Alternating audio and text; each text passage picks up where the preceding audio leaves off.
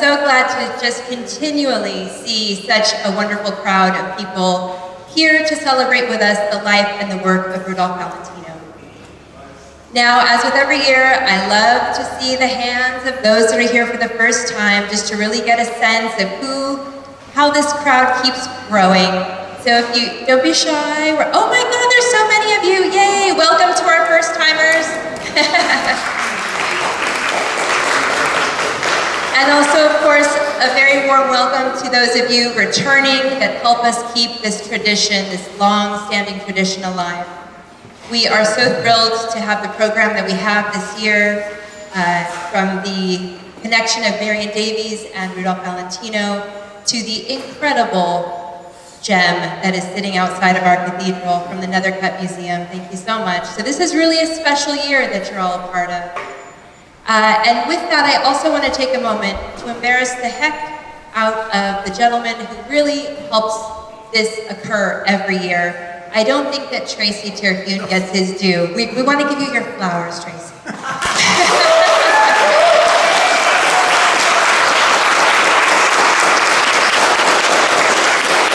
Every year with pure love from his heart, just the love and the passion that he has for Rudolph Valentino over the years. You said since 1996, you've been at the helm of this wonderful memorial service. So thank you. Thank you, Tracy, so much. Thank all of you. We have a wonderful program, and I will now turn it over to Mr. Terhune. Thank you.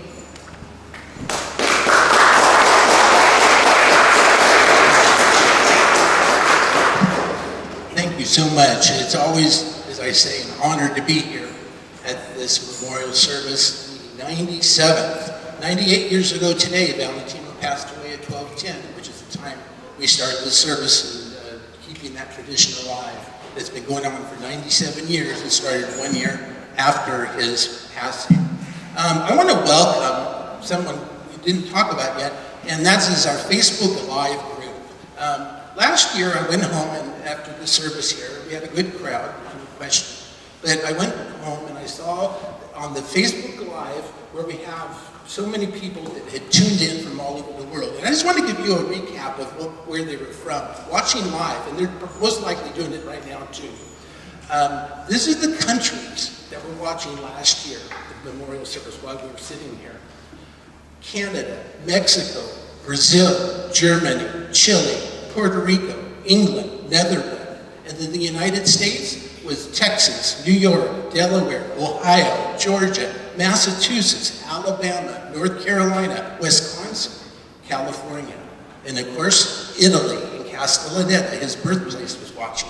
And I hope they're tuned in today. And within 24 hours of the live stream, which sits on the group for people who watch it later, within 24 hours, 1.9 thousand people had watched the memorial service. So I just want to welcome all of them to the live feed today. Our first presentation is going to be The Sainted Devil. 100 years ago, it was released. It was Valentino's, it's one of the lost films. There's just a little fragment that survives. And well, we've created a video for you today that's going to catch the flavor overall of this lost film, and it'll conclude with that fragment.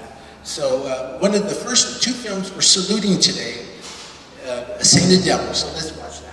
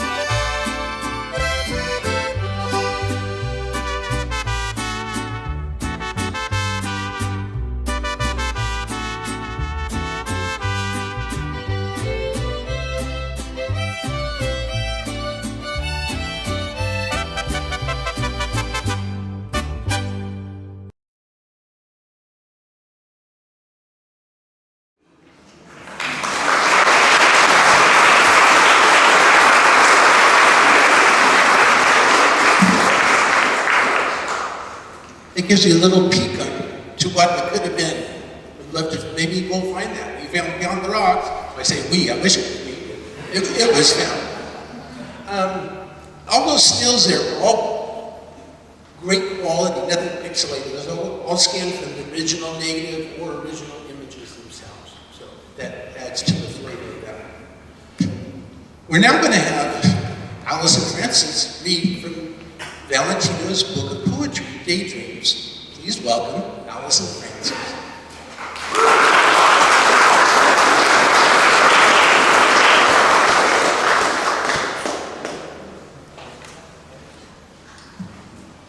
Can you hear me? The gift book. A book is a kindly, gracious thing. Each has a particular gift to bring. It may be the wealth of a wonderful life, or the thrilling adventure of jungle strife. Perhaps a present of orient gold, tales of Aladdin enchantingly told, maybe a view of olden days, knighthood, romance, flowery ways, and again, a journey to lands afar, where strange things happen and wonders are. All of them gift books, but plainly I see, not one of them holds the gift for me. I want a book that will lazily roam down the dear pathway to folks back home. You. You are the history of love and its justification, the symbol of devotion, the blessedness of womanhood, the incentive of chivalry, the reality of ideals, the verity of joy, idolatry's defense, the proof of goodness, the power of gentleness, beauty's acknowledgments, vanity's excuse, the promise of truth, the melody of life, the caress of romance, the street of desire, the sympathy of understanding, my heart's home, the proof of faith, sanctuary of my soul, my belief of heaven, eternity, all of happiness, my prayers, you.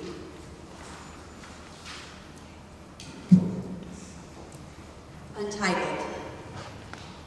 On a stretch of sandy beach, I see not a human presence, but upon looking closer, a remembrance of the past.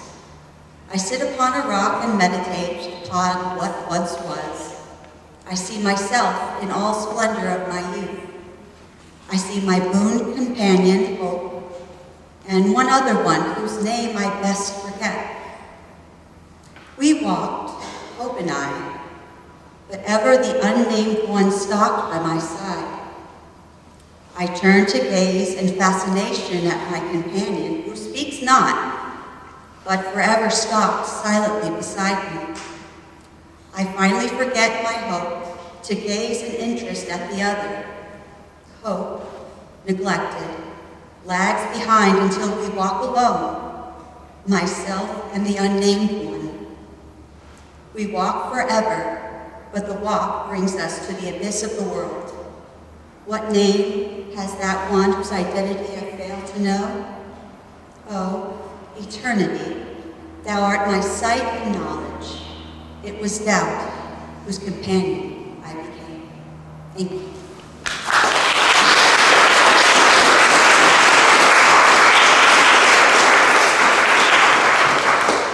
Thank you, Allison. Daydreams was written in 1923. That makes it 101 years old. There's something else that's 101 years old, sitting right out in front of the steps. Anybody miss it? Anyone not see that car? It was Valentino's, I'm going to mingle this, but Avion Voisin. It's a French custom-made car that Valentino purchased in 1923, 101 years old, and picked it up in 1924. And there's a lot of pictures of him available. We're going to do a short video of the history of this fabulous car, the Valentino's favorite car.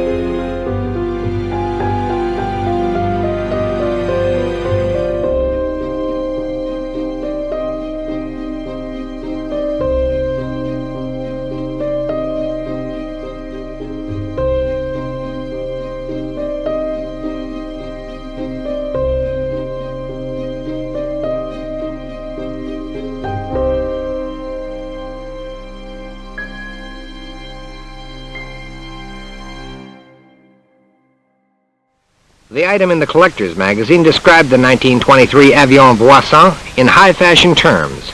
The classic is a two-tone gray-bodied C5 sports-type Victoria Phaeton with a tonneau windshield and wire wheels. Maroon exterior trim complements the plush leather interior. The rundown said Valentino bought the car to use on his honeymoon in 1923. His bride of 1923 was Natasha Rambova, but in all the brochures she got second billing. All the collectors could think about was the Avion Voisin. They crowded around the car, gaping and waiting for the bidding to begin. They didn't have to wait long. Bidding. All right, shall we start the bidding, please? The bidding on the car, $5,000 to start it, please. 5, thank you, Mr. C. In the back at 5,000. I bid it 5,000 now. And then, almost before it was really started, it was all over. Sold for $22,000, your bid, sir. Thank you very much. The winner in the bidding was car collector Jack Nethercutt of Los Angeles. Afterwards, he cut a swath through the middle of the sea of losers and moved around his new purchase.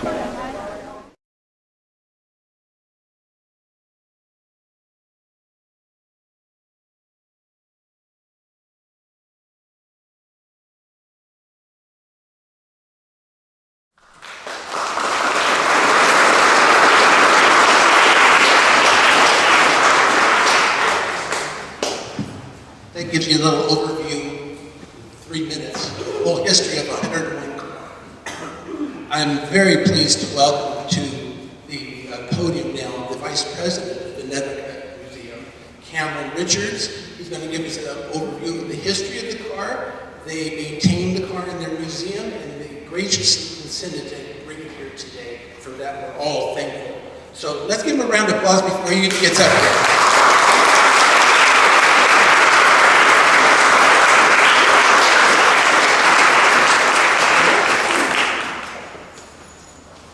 Hello, everyone. My name is Cameron, and the reason I'm here today, I'm the one who parked in front of the entrance to this building, so thank you for walking around the car. I'm the curator of the Nethercutt collection, located in Silmar, just about 30 minutes from here, and I'm very, very honored to have brought Rudolph Valentino's previous car back here. Now, I'm sort of a paperless person, so I have my notes on my phone. I'll give you just a little history of this amazing car. And I have never seen that footage before of my great-grandparents buying that car, so that was a very special. Thank you, Zach and Tracy, for that. That was very cool. By the early 1920s, Rudolph Valentino was one of the wealthiest actors in Hollywood, and his passion for beautiful cars was almost as legendary as his love for beautiful women. In 1923, when he was in Paris, he drove virtually every single exotic sports car that were available at the time. He decided to purchase that 1923 Avion Voisin C5 Sporting Victoria. And now that car cost a whopping $14,000 back in 1923, so it's about $500,000 in today's money.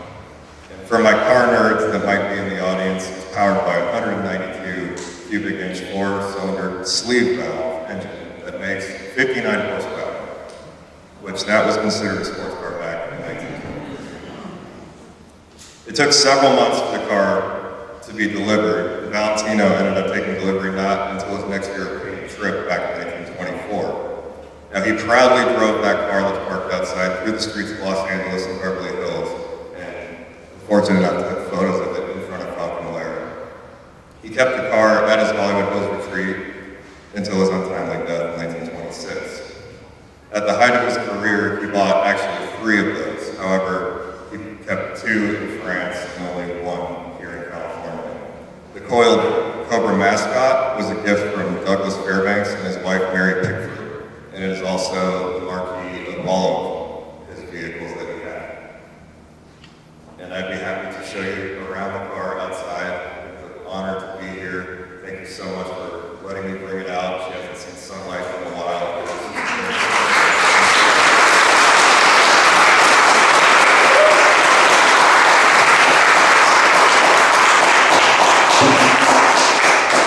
We made it's on the banner, but that banner picture has never, there's several of them in the car, but that one that we used in the banners today and also in the video had never been published before.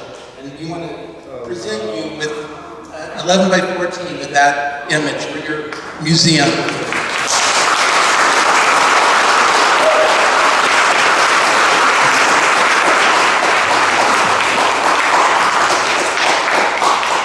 Everyone will have an opportunity to get a picture with the car after the service in an orderly fashion. We'll mention more about that later. We're going to segue now into the second film of 100 years, which is Monsieur Beaucaire. Monsieur Beaucaire was Valentino's return to the screen after being gone for a year, almost a year and a half. Young Raja was his last film that was released, and that came out in November of 1922. And Monsieur Beaucaire was released in August of 1924. So there was a big gap there. So people were looking to see Valentino, and he didn't let him down. Him and his wife Natasha made a very lavish production, and of course, and that's going to be further in the notes today, but we're going to get to see that tonight. So right now, let's look at the Monsieur Beaucaire video, and I just want to tell you what we're going to see. This is Valentino's private album of Beaucaire. It was crafted for him. It's in blue leather, and it's just page after page, and of course he's in every picture. We took a sampling of that, and so it's going to be like you're looking through Valentino's scrapbook yourself, page turn, page turn. I didn't crop anything out. You're going to see the opening cover of the blue leather with it embossed in gold. So I thought that was a fitting tribute for this film, saluting 100 years.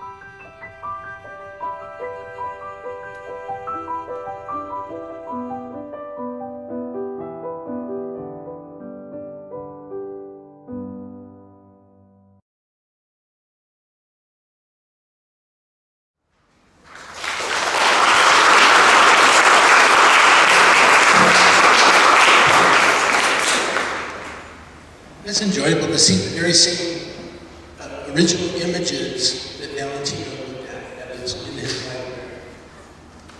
Now we're going to continue with that 100-year Monsieur Beaucaire with two pieces of sheet music, vintage, 1924, Amanda Hubin is returning this year to sing Rudolph Valentino's love song, and then Red, Red Rose. So please welcome back to the Valentino Memorial, Amanda Hubin.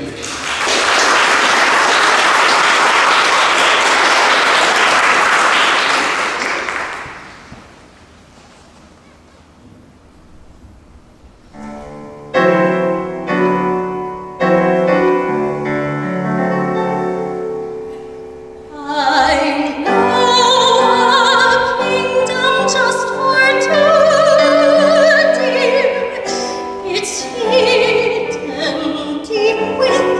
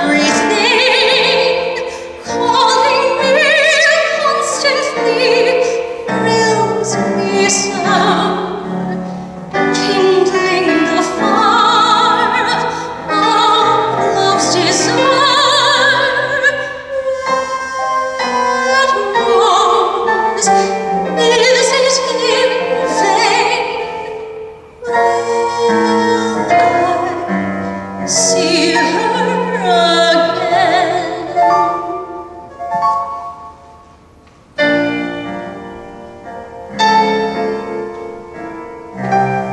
Red, red rose.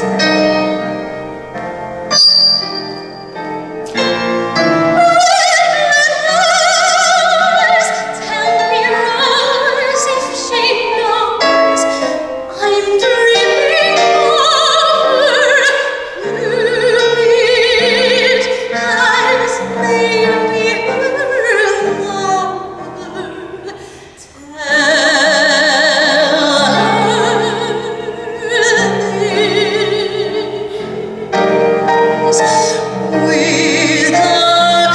crimson kiss, my heart proclaiming love that's like the flaming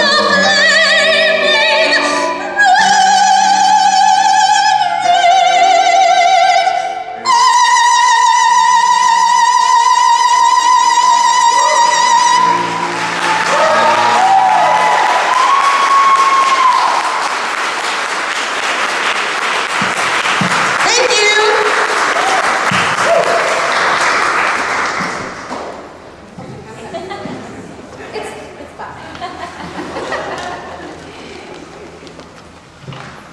Thank you. She hasn't been here for 2 years, but what a comeback, right? Thank you.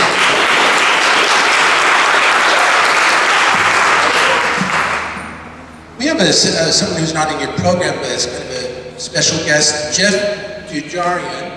He's one of the co-stars of The Silent Life that's going to be here at the, is it called The Lodge?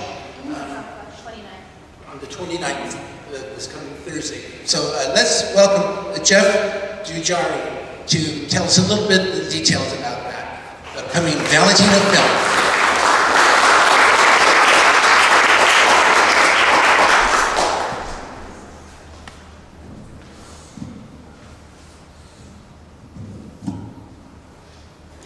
Thank you so much for having me here, Terry. It's an honor to be part of this amazing tradition.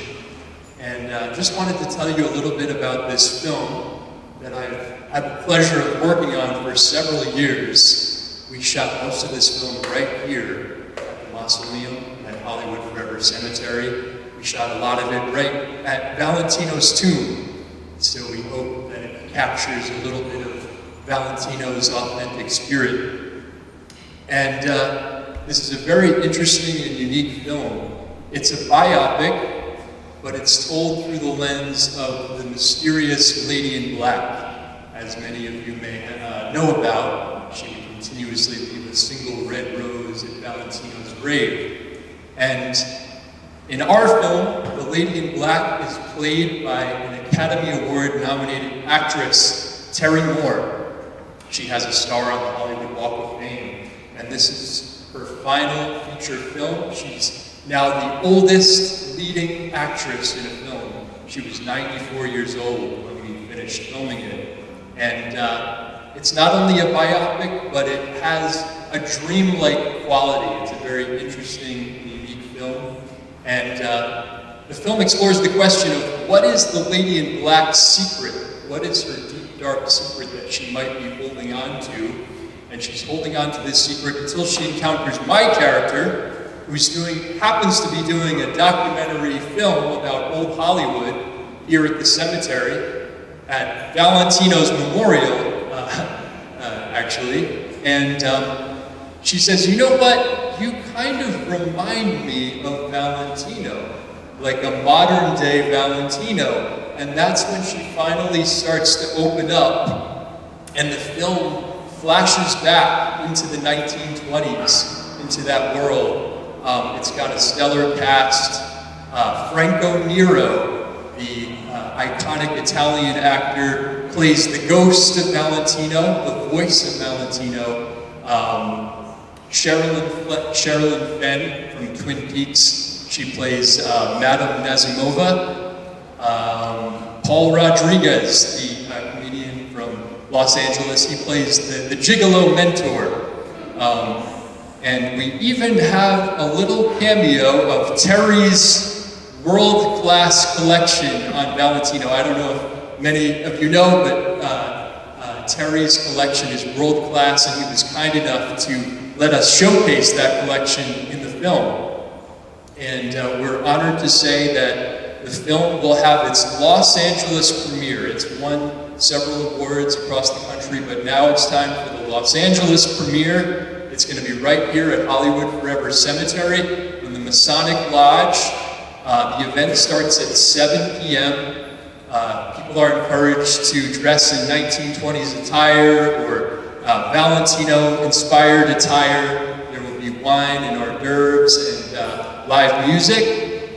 And the film will start at 8 p.m. So I'll have some cards available in the back after the event that you can pick up with more information. And there's also more information on the Hollywood Forever website. Thank you again. Hope to see you there.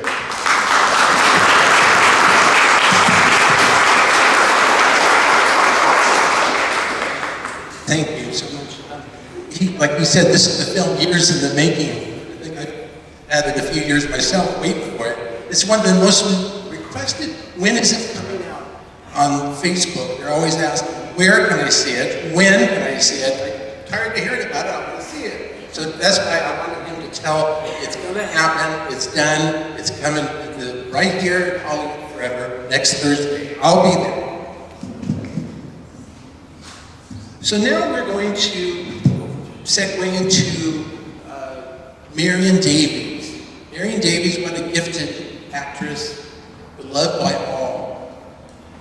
So we're going to start off with a video just to recap the life and career and charisma of Marion Davies.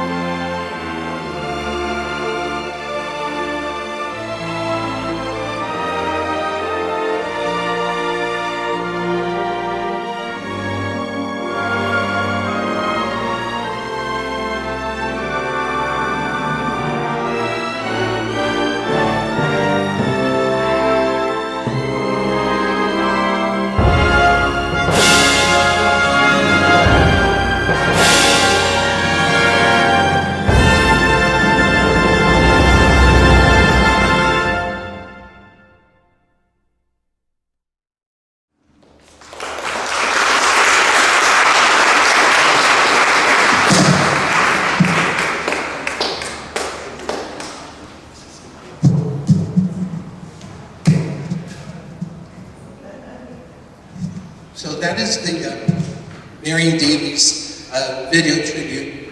We put Valentino Memorial wanted to salute Marion, and we put a vase with flowers back there.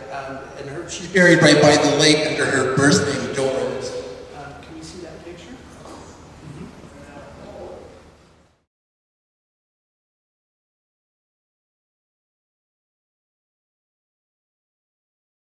It's my pleasure to introduce our keynote speaker today, Laura Gabrielle, who authored the wonderful book, Marion Davies, Captain of Her Soul. I read the book, got a hold of Laura, I said, we gotta come to the Valentino Memorial. I was talking about it in the office to my coworker, and the girl down the hall overheard me talking about this book I was reading. She said, are you know about Marion Davies with Randolph Hearst? Is that Marion Davies? I said, yeah. She said, oh, please, can I borrow the book after you're done?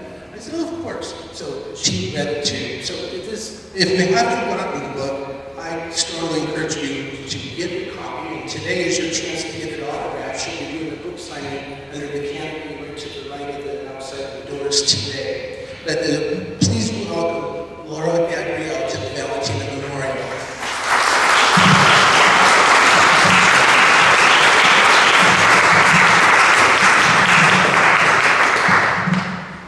Hello everyone, can you hear me?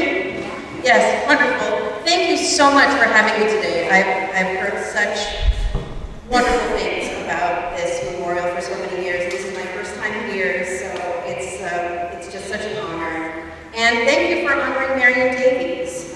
Marion Davies and Rudolph Valentino were friends. And today I want to focus on an event that Marion and Rudolph Valentino did together in 1924. I could talk about Marion Davies all day long, but we don't have all day long, so I'm just going to talk about this one event. But if you have questions or anything, just find me outside. I'd love to talk about Marion.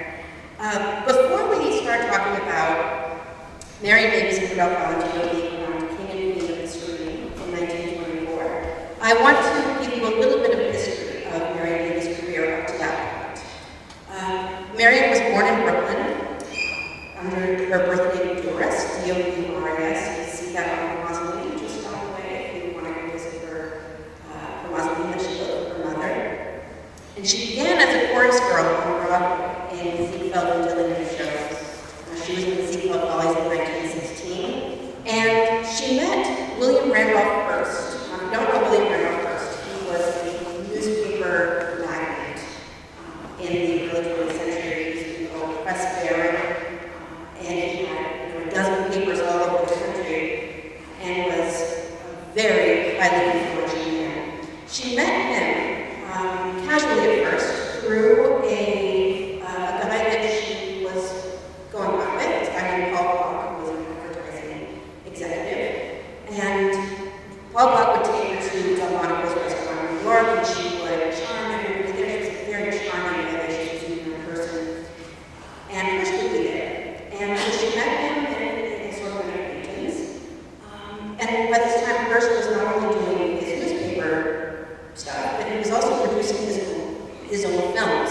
First to complement his news stories, and then for entertainment, he backed Girls of Colleen and lots of prominent movies of the teens. This was the era of early movie stars. Florence Lawrence, Mary Pickford, Florence Turner. Fan letters poured in for stars whose names the public didn't even know. Florence Turner was called the girl with the big eyes, and many of the fan letters that she received, and you see pictures of those huge eyes. So Paul Block saw in Marion Davies these qualities that were making successful movie stars, this charm, this vivacity, this incredible beauty. And he asked Hearst to help him make a movie for Marion to star in. And Hearst initially said no, because she was untested and he was riskless.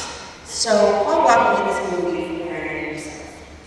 This movie called Runaway Romany, and it was written overnight by his advertising people for the cost of beer and sandwiches.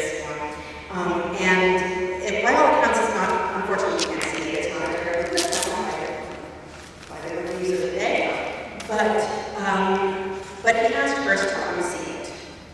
Hearst had sort of ribbon on saying it's not very good, I'm glad I didn't back it, that kind of thing. But he said, just come see the movie. Hearst came to see Runaway Romany and fell in love with Marion Davies on the screen. This gorgeous creature up on the screen, shimmering. She was 20 years old at that time, and very, very taken with her. So he left the theater, and all he could articulate was, I want to be introduced formally to Marion Davies. So he was introduced to Marion Davies by Paul Block, and he said to Marion, I need to make you a star. And make her a star he did. He took this interest that the public had for the lives of stars and built her up to this big, like a huge movie star. The first film that he did with her was called Cecilia and the Three Roses. And as an example of how her story built up with Marion Davies' appeal, he ordered thousands of red roses to be placed at the bottom of the screen as an altar to Marion Davies. And he placed fans around the theater so that the fans would circulate the smell of the roses. And so he made her this mythical, legendary figure. But to the public mind, people knew about this because he was building Marion Davies up constantly in his papers. Just Marion Davies this and Marion Davies that. And isn't Marion Davies the most beautiful person in the world? Isn't she the most wonderful actress? And people started to get a little tired of it because it was a lot. So because Marion was associated with Hearst,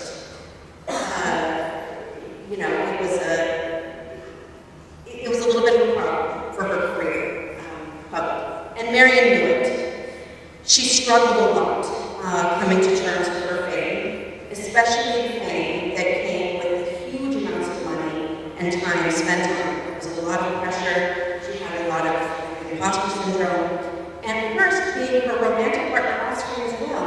When Marion started making movies with Hearst, the romance of Hearst grew in parallel to sort of in tandem with her career. And so the fact that she was this huge historical star built up by her boss and romantic partner came with a lot of pressure and a lot of internal struggle for Marion. The film industry in general was sort of perceived as, at this time, in the early 20s, rotten or dirty, following the Arbuckle scandal and then the Valentino murder. And Marion had a scandal of her own around this time, which just deepened the sort of sense of that she didn't want. That she didn't necessarily want this life. She was being given a lot of attention that she felt that she didn't particularly deserve. So in 1924, Marion Davies and Rudolph Valentino were voted king and queen of the screen in a contest put on by the New York American, and they were crowned king and queen of the screen by the Theater Owners Chamber of Commerce. Now, the New York American that put on the contest was a Hearst paper. And because of the sort of resentment on all of this coverage of Marion Davies in the Hearst papers, there was some public dissatisfaction with the results of the contest. Norman Talmadge had been ahead for most of it, but there was a switch at the end, and Marion was in the screen. To give you an idea of what the public was thinking at this time, from the Motion Picture News in June of 1924, a reader wrote in, "Does Marion Davies, the actress, in quotes, appeal to the public, or are the magnificent settings, the fine directing, and the great publicity accountable for the great box office receipts? I am sure that your readers will agree with me that it is the latter." So this kind of thing was read by Marion and by Hearst and everybody. Hearst didn't really care, but Marion did. She was very sensitive to it, and she was just learning not to create her own publicity. She did learn that later, but she was incredibly nervous about this award that she was given that she felt she didn't deserve. They were crowned formally at an event at the Astor Hotel, and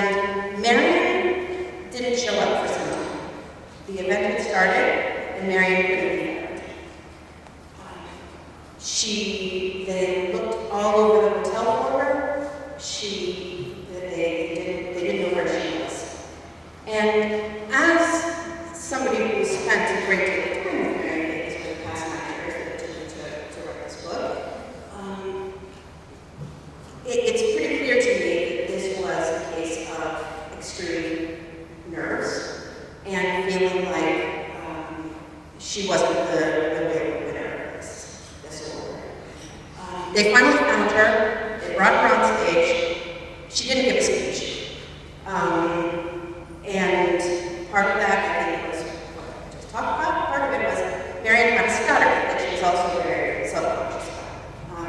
And I think it would have added to the strain of the evening. The reporting of this event made her sound like a diva, like she just wasn't showing up because she thought she was better than it.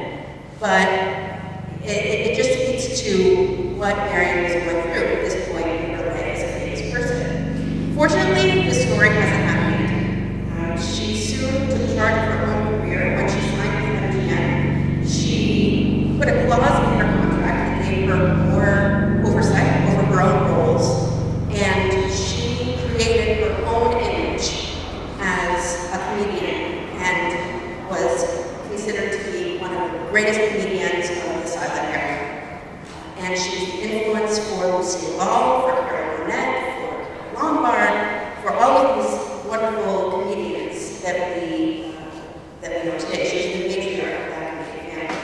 So if Marion had just let all of this get to her, we maybe wouldn't have had the great Marion Davis that we know today as the comedian we saw in this beautiful video that made me cry, with Patsy and show people. So that's it's important to know exactly how Marion Davis got to be the Marion Davis that we know. It wasn't always roses. She worked really hard for it. So I want to talk too about Marion and Valentino outside of the fence, I should say. Marion and Rudy were buddies. There are wonderful pictures of Valentino and Marion in Charleston at her house at Lexington Drive in Beverly Hills. He was there with Joe Johnson and others. And they were also both spokesmen for Mineral Alcohol, so that's kind of fun.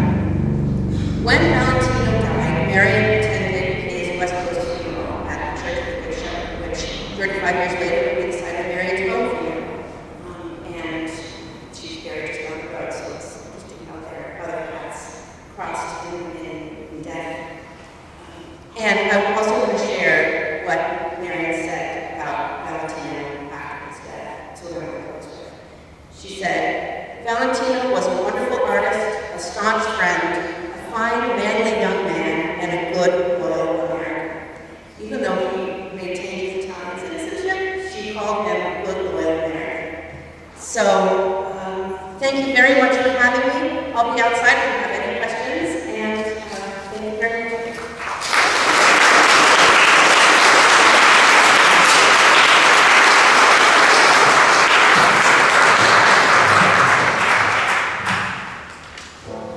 We want to present you with something as a thank you for coming here to tell us about Valentino and Marion Davis. This is a copy of the telegram.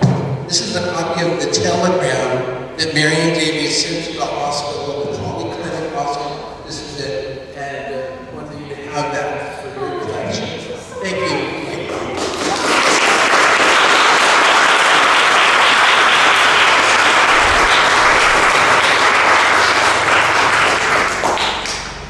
And now welcome back to Cooper.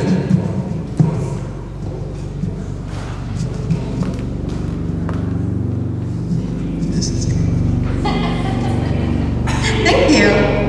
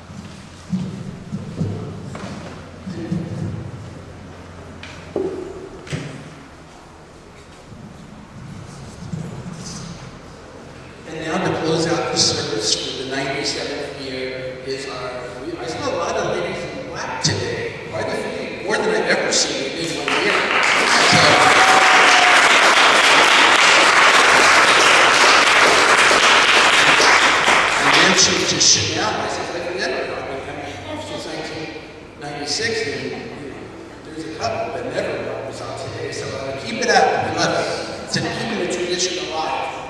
And our resident lady in black, Carrie White, is going to lead us in the 23rd song. Please welcome Carrie White.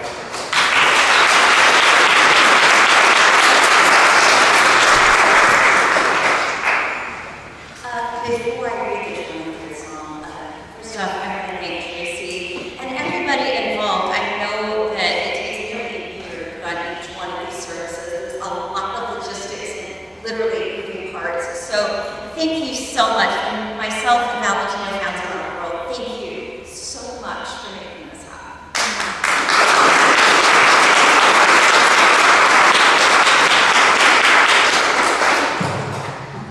This thing's got a mind. Before I read the 23rd Psalm, I did want to share a story and a past memory with Tracy, and you said I would. I'd forgotten about this story, but while Tracy was doing this footage of the Saint Devil, I remembered it. I'm not sure if many of you remember Bob Mitchell. He was the organist. Yes! Bob was an organ and piano prodigy. He accompanied silent films when they were first released. So Bob goes way, way back. He lived a very long life and was a part of many of our memorial services. It was a huge honor to know him. He's here now with us. In any case, after Valentino's screening one night at the Silent Movie Theater in Fairfax, which used to be there, Bob and I got into a big conversation about Valentino, and the Saint Devil came up. And Bob said, boy, I wish I could see that occasion. And I said, well, Bob, you were alive at the time, but why couldn't you? And he said, well, my mother wouldn't let me. I said, well, why not? And he said, Carrie, there's not one, not two. There were 5 vamps in that movie. And my mother felt that 5 vamps was a step too far, and she wouldn't let me see that film. So I thought that was kind of a charming story to share, which I'd forgotten about until today for the anniversary. Okay, now to the task at hand, the 23rd Psalm. The Lord is my shepherd, I shall not want. He makes me lie down in green pastures. He leads me beside still waters. He restores my soul. He leads me in the paths of righteousness for his name's sake. Even though I walk through the valley of the shadow of death, I will fear no evil, for you are with me. Your rod and your staff, they comfort me. You prepare a table before me in the presence of my enemies. You anoint my head with oil, and my cup overflows. Surely goodness and mercy shall follow me all the days of my life, and I shall dwell in the house of the Lord forever.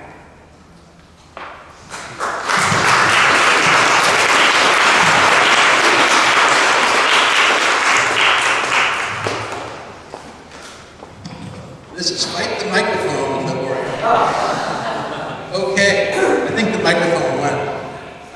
Thank you everyone for attending this 97th Valentino Memorial. I got a couple announcements today, and I always like to start off with announcements if someone passed away that was near and dear to the Valentino Memorial. And this year we lost a big one, Carrie Beecham. Carrie spoke at the Valentino Memorial in 2011 about Gloria Swanson. She ended up writing a book on Joseph Kennedy and his association with Gloria Swanson.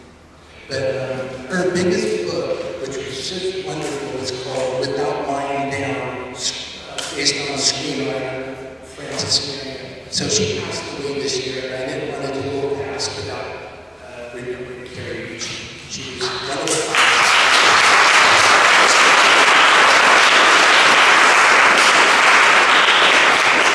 So we're going to do a rundown of thank yous to everyone who participated this year. Just hold your applause to the end so we can get through this. Chanel, please accept my gratitude for allowing all this to happen every year and being so supportive of the Memorial. Allison, to the David's poetry, thank you. Cameron Richards, I think I just looked out to built into the car. But I appreciate him on behalf of the Nethercutt Museum bringing the car and speaking about it. Amanda, welcome back. Thank you. Jeff, thank you for telling us about the upcoming screening next Thursday. Laura Gabrielle, thank you. Everyone, read her book. Carrie Bible, what can I say? You're one of a kind too. Thank you for being here and always supportive of the memorial itself. Now on the back end of the presentation, we have our musical director, Dan Alexander.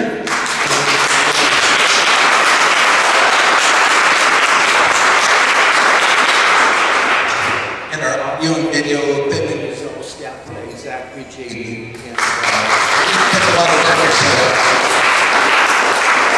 And Marion Davies video that we saw was beautifully crafted by Joanna Ramos, who runs the Facebook group called My Silent Boyfriend, Rudolph Valentino. And I'd like to thank Donna Hill for the cover, the picture of the cover of the program. Is this crazy? Cover of the program. I'd like to thank Jeffrey Vance for stepping in, filming our live stream. Our person who's done that every year fell ill, so get well soon. I'd like to thank Mike Francis, who created this beautiful Sing the Devil poster, and he's also the friendly face handing out the programs when you arrive. Thank you. I'd like to have a special thank you for someone very dear to the Valentino Memorial. A special warm thank you to Sylvia Valentino Huber. She's here today with her daughter. She has been one of the Valentino Memorial's most staunch supporters. Over the years, she has brought all of her children and grandchildren many times to witness this family legacy of theirs that they've inherited. Thank you, Sylvia. Thank you.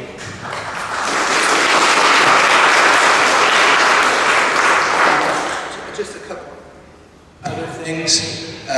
The book signing with Laura Gabrielle right after the conclusion will be right under the canopy as you go out to the right. And tonight, there's a beautiful print of Monsieur Beaucaire that we screened at the retro format silent films. They're showing it at the theater called Luminaire Music Hall Cinema. It's 9036 Wilshire Boulevard at 7:30 tonight. It's your chance to see this film 100 years ago in August, actually, premiere. And it's barely shown in a good print, so with a live orchestra. Like music on it. And so I'll be there, so join us for more Ruby tonight. Everyone got the card of the YouTube channel. Please subscribe, go to the YouTube channel. Not only do we post every Valentino Memorial recorded since 1996, but we've created other original content that's been in there. And we did that, we went live about a year ago, and today we've had almost 38,000 visits to the site watching the videos that we created. So I'm real thankful for that. The card will give you the URL for that. So thank you for that. So the other thing is we're going to now, this ends the service, and we're going to have an opportunity to take your picture with the car out front. So we're going to line up with the car to the left, and if you're doing the book signing, to the right. So we're going to keep these doors open for a few minutes, but then we're going to close them so people with the photos won't have other people walking out in the background. We're going to open these doors up, and if you're going down to see Rudy for a few minutes and don't get out in time, please exit here. You can either go around this way or around this way. Watch your step. There's a few steps there, and it's just walking around the perimeter of the building. That way everyone can get a picture taken without people standing around. So thank you for coming to the Valentino Memorial.